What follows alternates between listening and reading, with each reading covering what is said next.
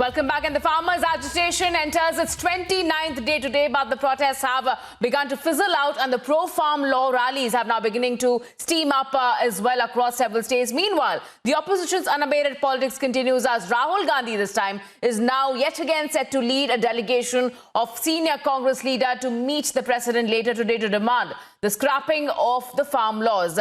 But even as we speak right now, the Kisan Sena has now decided to march to Delhi in support of the farm reforms. Over 20,000 farmers have now backed the laws. Let's go across to my colleague Nalini now joining us live from the Singhu border. Nalini, you are reporting from one of the epicenters of the farmers' agitation, and today it enters 29th day. But it is also crucial for multiple reasons. One, because the Kisan Sena will now be marching towards Delhi, and there are about 20,000 farmers in support of the farm laws. At the same time, Rahul Gandhi coming out and stating that he will be leading a delegation and meeting the president today.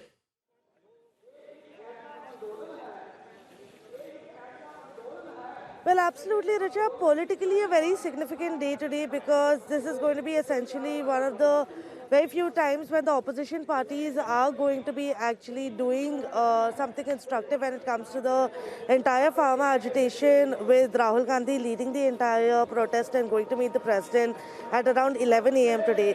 But at the same time, the question that remains is that whether that's going to change the situation on ground, because at the end of the day, it is the farmers as well as the government that need to sit down and have a dialogue, which is exactly what the Supreme Court had also stated when the matter had come up before them. But right now we are reporting from Singhu border. It's a little bit of a foggy morning over here, but I'm going to ask Mukesh to show you some visuals. You can't barely see about only a few meters because of the fog, but at the same time you can see that there is a very heavy deployment that is done of the paramilitary forces across Singhu border. Because essentially what has happened now is that these protests have been divided into two main sections, where not only do you have these protests at Singhu border as well as the other borders surrounding the national capital, where people are protesting against the farm laws, but now you also have several sections of the farmers across the country that are actually coming in protest and in support of these farm laws, because they are convinced about the kind of benefits that they can actually get if these farm laws are brought under implementation. It's something that has been said for a really long time, that the agricultural sector in the country needs a reform, and it is these farm laws that the Modi government has promised that is actually going to bring forth these reforms. So certain sections of the farmers have actually gone ahead and taken out protests in favor of these farm laws, saying that they want them to be implemented. And several of these protests are now also going to be marching towards Delhi today, which is why it becomes even more significant for the paramilitary forces, especially at the border areas, to ensure that everything stays under control and there is no outward incident that actually breaks out between the pro-farmers rally as well as the rally that is against these farm laws. At the same time, like you correctly pointed out, it's been 29 days, but the deadlock still remains. There is no progress that is happening between the dialogue between the government as well as the farmer union leaders who are protesting against all of these three laws. As to whether or not we can expect to see a breakthrough with regard to that during the day today is something that we'll have to watch out for, because like you can see over here as well, the cold is only increasing, and it's going to get more and more difficult for these farmers to continue staying at the Delhi borders, not only because of the weather but also keeping in mind that we are bang on in the middle of a pandemic right now. In fact, Nalini, yesterday we saw how in the press conference that happened by the Kisan unions at the Singhu border, they stated that they want a concrete effort and written effort written by the centre to them. Only after that they will decide upon whether or not the talks will happen or not. Are we expecting any kind of headway in that direction? Because at this point, there doesn't seem to be any announcement made by these farmer unions as far as talks with the centre is concerned.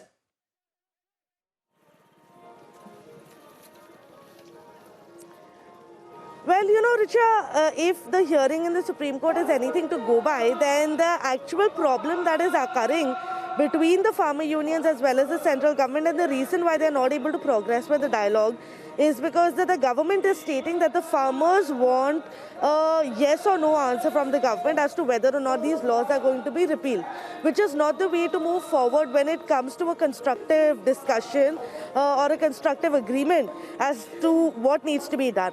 What the government actually wants is for the farmers to sit down and have a clause-by-clause discussion of each of these laws so that they they can come to a mutual agreement as to what is beneficial for them and what isn't beneficial for them. But that clause by clause discussion is something that is not happening at all.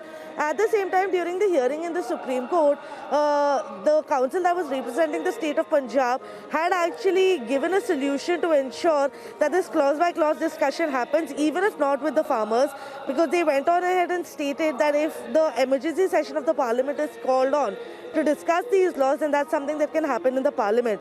But at the same time, we are seeing that the parliament session is actually being called off because of the pandemic. So holding an emergency session right now during COVID doesn't really make sense. So as to whether or not that is going to happen is up to the government to decide. But at the same time, the farmer unions also need to have an open mind about these discussions, because they can't be going for a meeting with the government and not be agreeable to having talks at all regarding any amendments that can be made. There has to be progress from both the sides to ensure that they can reach a mutual ground, so that this entire protests, these rallies that are surrounding the national capital right now, can be brought to an end at the earliest, because not only are they inconveniencing the people in the national capital, but it's of course also an inconvenience to the farmers themselves, who've been sitting here for the past 29 days, beating the harsh weathers as well as the harsh conditions that have been imposed upon them. Right.